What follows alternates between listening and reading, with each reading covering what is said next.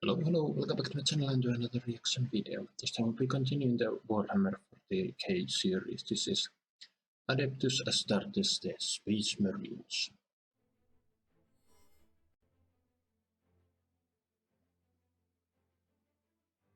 In the grim darkness of the far future, the age of the Imperium is over. Across the universe, a death knell has sounded, for the time of ending has begun. On countless worlds, billions perish in carnage and slaughter, to the laughter of thirsting gods. Ancient evils awaken in the forgotten depths, assailing themselves against what few foundations of humanity remain. Everywhere in which the light of the Imperium now fades, a multitude of horrors gather, awaiting the time when the last bastions are broken and the great massacre of mankind can begin. Few remember there was once a time, slowly forgotten with each passing day, when the God Emperor walked among humanity, together with his sons. A brief moment when all the terrors of the galaxy might have been cast aside, and a new golden age willed into existence from the darkness of the old. Reason and compassion might have prevailed over superstition and tyranny, but the triumphs of the Emperor and the great crusade he led are gone, never to return. Yet, even in his deathless state, the Emperor continues his eternal vigilance.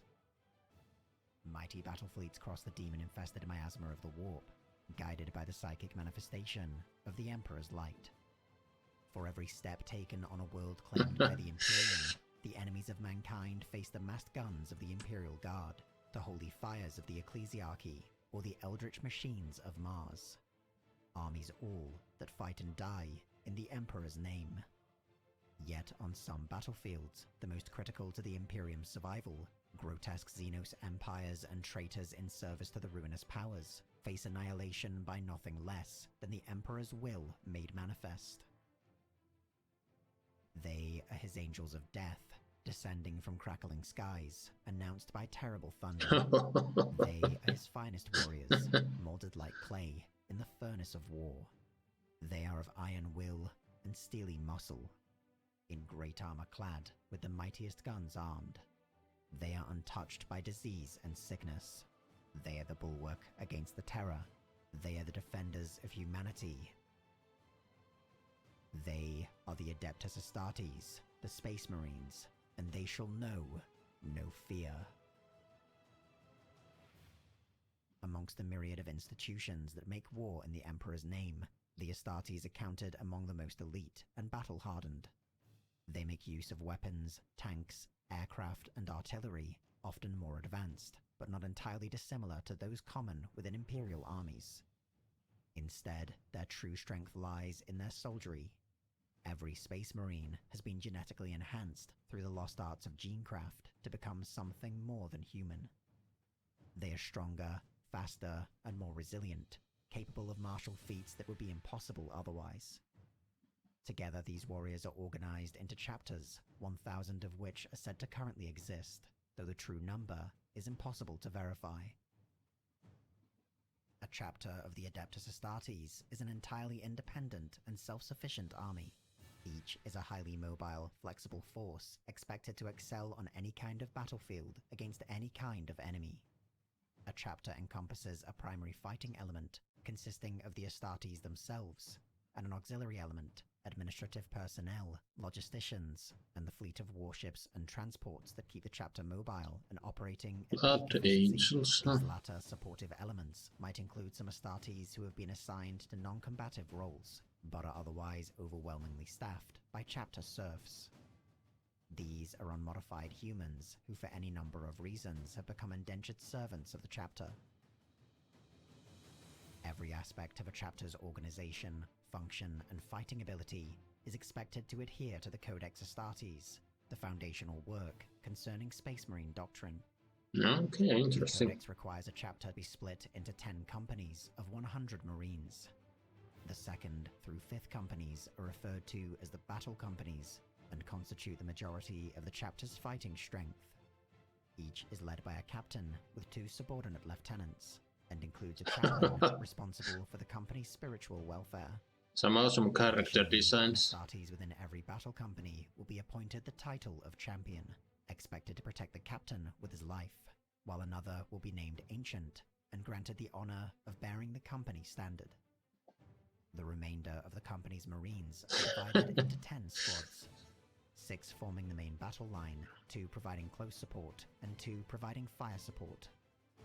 An array of transport vehicles is maintained by individual battle companies, ensuring its entire strength can be rapidly moved across the battlefield when required.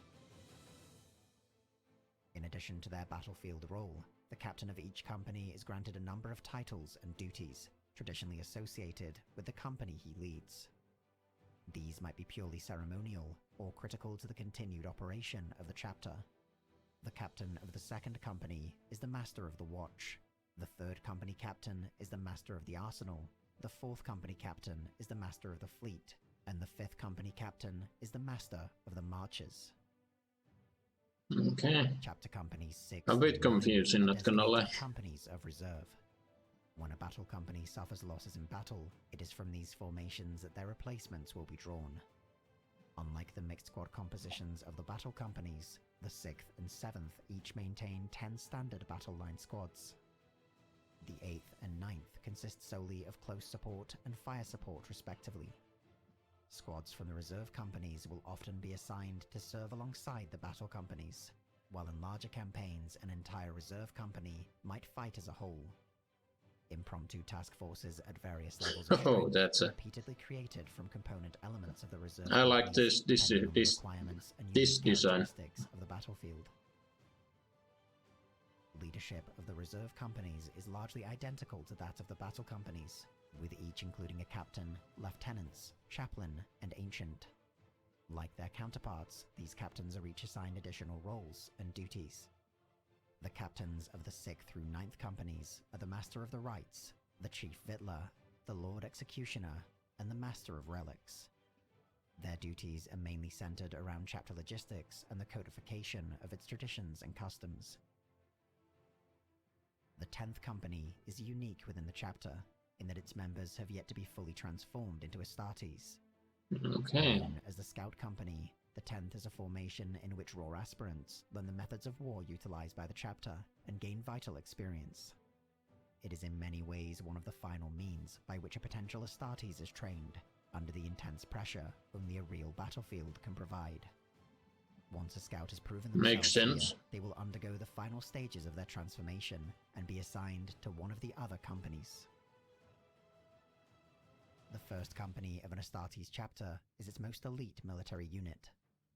Its warriors have mastered every battlefield role after decades of service within the Scout, Reserve, and Battle companies. They are the exemplars of the chapter's strength, with each of its members having performed some legendary deed of bravery or genius. The first company is rarely deployed as a whole, with the entire formation only fighting together during the most dire of circumstances. Instead, individual squads from this company are attached to other Space Marine strike forces, acting as mentors and examples to their fellow Marines. These veteran squads are less constrained by rigid doctrine, allowed at their discretion to deploy with weapons and armor best suited towards close combat or ranged engagements. In most cases, access to the chapter's Terminator armor, a rare and ancient form of protection, will be granted to the first company alone. Existing outside of the company structure are a number of varied, smaller units and institutions. The Armory is responsible for maintenance of the chapter's vehicles and warsuits. It is staffed mainly by chapter serfs, mindless robotic servitors, specialist Astartes known as Tech Marines, and commanded by the Master of the Forge. The Librarius is a repository of information, home to the chapter's most sacred artifacts, trophies, and texts. It is tended by the Librarians, powerful psychers who now bend the warp itself to the benefit of their chapter and brothers. It is overseen by the chapter's chief librarian. The chaplaincy tests and inspires the loyalty of their brothers, performing rituals and ceremonies as dictated by the Master of Sanctity, or his immediate subordinate, the Reclusiarch. The Apothecarian manages the health of the chapter, but the highest duty of its chief apothecary is the preservation of the chapter's gene seed, the only means through which new Astartes might be created. The Armory, Librarius, Reclusium, and Apothecarian might temporarily or permanently assign members of their ranks to companies or squads, providing field repairs, psychic powers, fanatical zeal, or medical care, respectively. Above every other institution is Chapter Command, officers and specialists who form the headquarters staff. They are led by the Chapter Master, the supreme authority from which all others derive. These individuals are paragons of warfare and logistics, capable of directing strategy and immediately reacting to every threat and opportunity that presents itself. The arrival of a Chapter Master can be enough to turn an imminent defeat into a great victory, so complete is their understanding and ability. Within the Greater Imperium, Chapter Masters possess enormous personal authority. In addition to the complete command they wield over their chapter, Masters can requisition entire star systems or assume control over most other Imperial military units. Above all, it is by their order alone that their chapter is deployed. To conduct warfare anywhere in the galaxy, the Codex Astartes allows for each chapter to possess its own fleet. Many chapters, typically the oldest and most established, make use of battle barges, specialized battleships uniquely suited towards boarding actions. These are often the largest vessels utilized by a chapter and are the flagship of their fleet. Strike cruisers and frigates make up much of the remainder of the fleet. While they are all powerful warships in their own right, ultimately their first responsibility is to bear the chapter into war, and therefore are most often used in line-breaking, blockade-running, and planetary assaults. In rare instances, a chapter might operate from their fleet alone, constantly roving across the galaxy. These cases notwithstanding, most operate a permanent headquarters located on a homeworld. This planet, moon, or even asteroid exists under the authority of the chapter alone, and is the primary site in which training, recruitment, and rearming occurs. In some instances, the homeworld is just one among many planets that a chapter controls. As the Imperium continues to fracture, a growing number of worlds have ceded their authority over to Space Marine chapters, providing recruits and serfs in exchange for protection.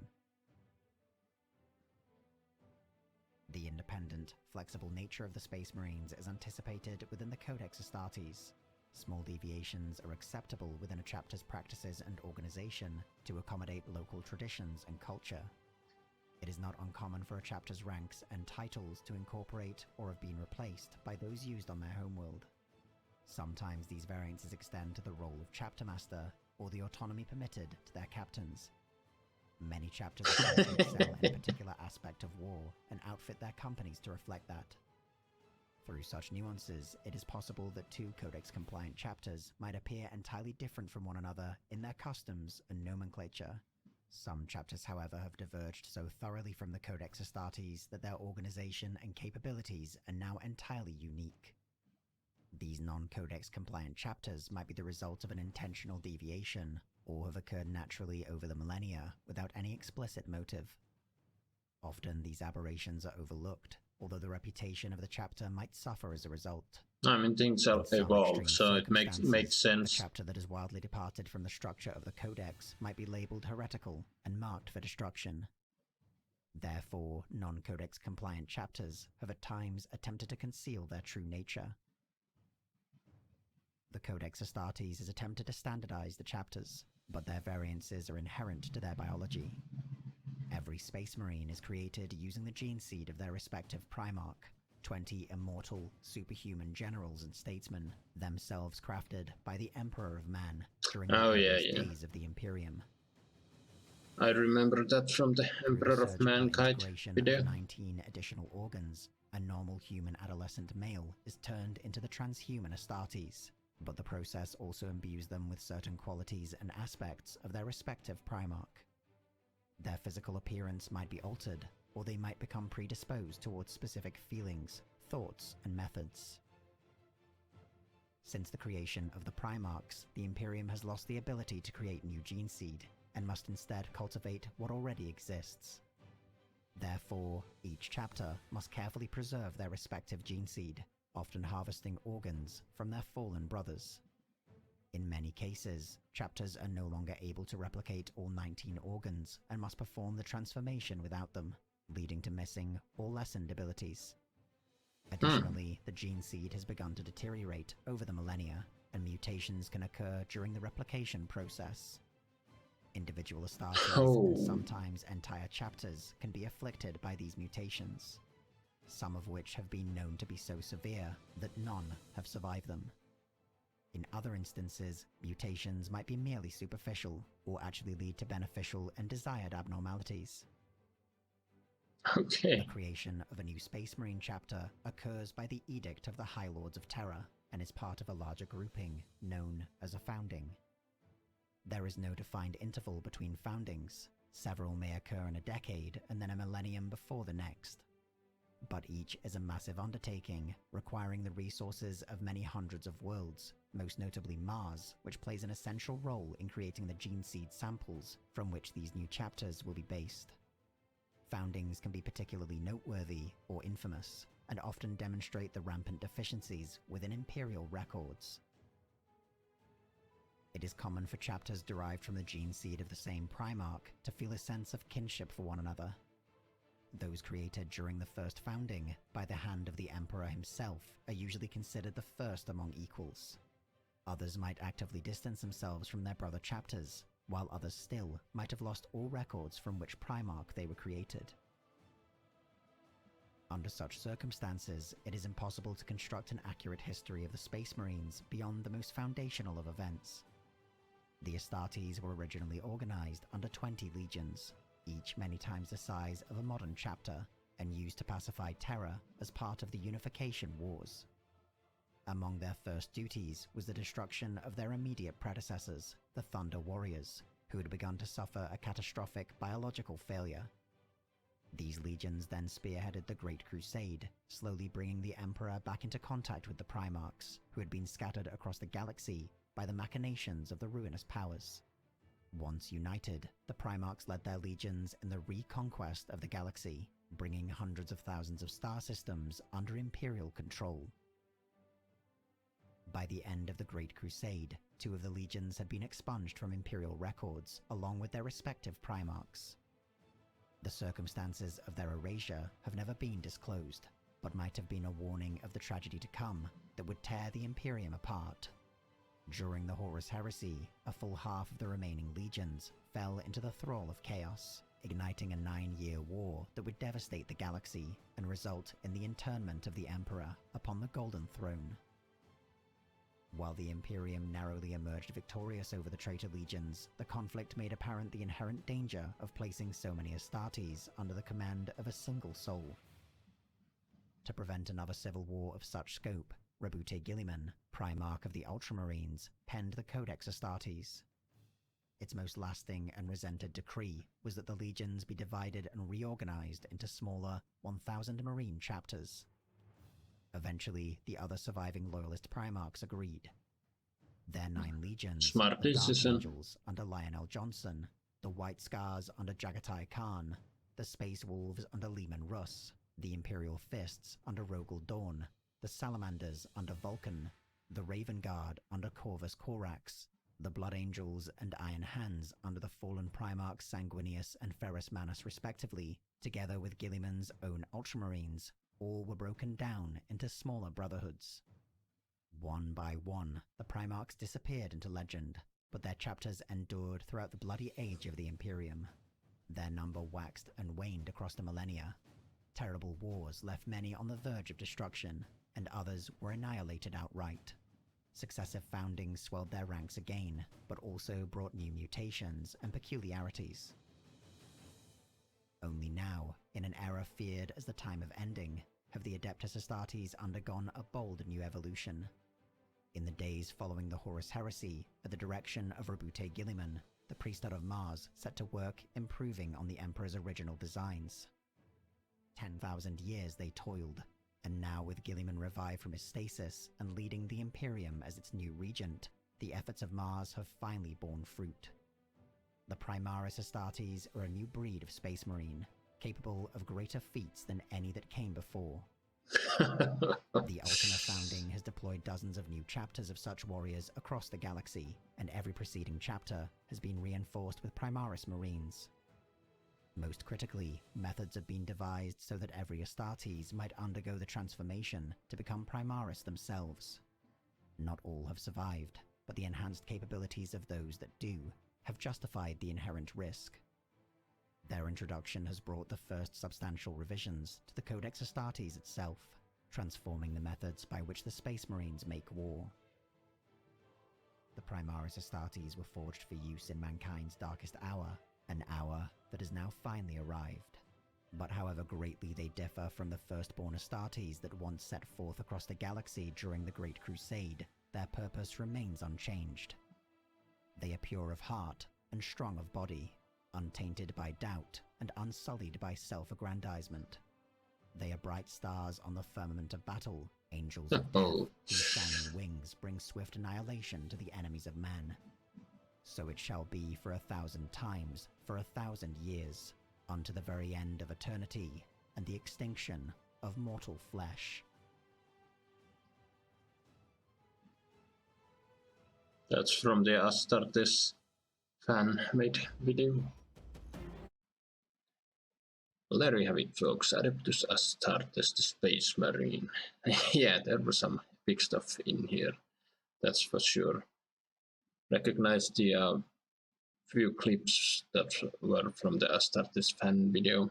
I have reacted to it, so you can find it on my channel if you're interested in. But yeah, I do remember some of these stuff here. They came out in other Warhammer 40k videos, the Emperor of Mankind mostly. But yeah, so for instance,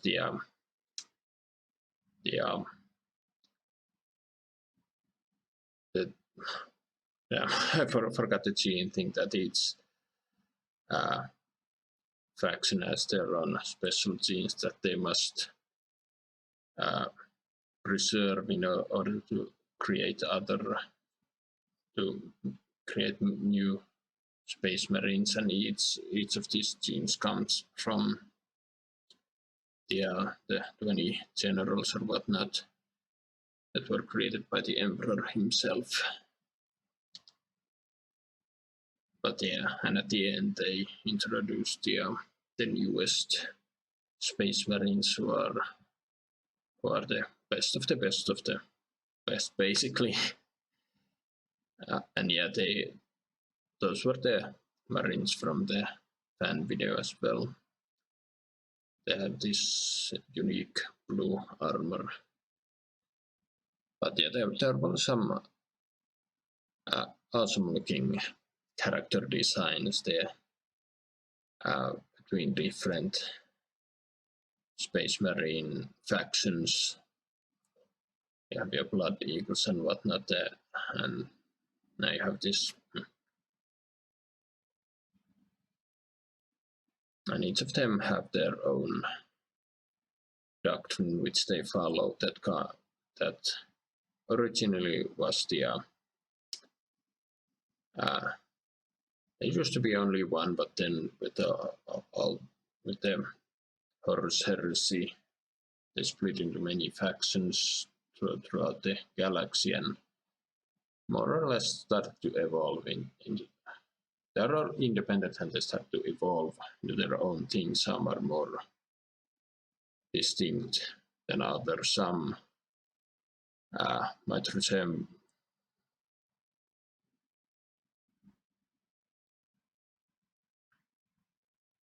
Anyway, after the Horus Heresy, the Space Marines were split up into smaller factions to prevent another civil war, and they have their own distinct looks.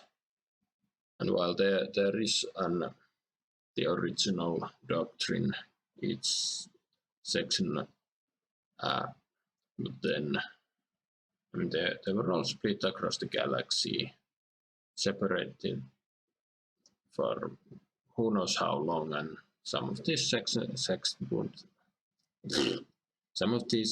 would then evolve into their own things with more unique features that while others would stay pretty much the same. It's a bit confusing, especially the most confusing part was when they introduced how these space marines are organized. You have your there was a lot of stuff I couldn't keep up. But yeah, and now you have this new Space Marine sect that's better than all the rest. These were the ones introduced in the that I got introduced in the Astartes fan video. This they have this blue armor and all. They finally succeeded in creating something to combat the end times, and yeah. I have to admit, this is by far my favorite of the favorite Warhammer 40k video for sure. But anyway, what do you guys think? Write your thoughts down below. Hope you enjoyed my reaction. Drop a comment, drop a like, subscribe if you want, and I will see you in another video. Bye.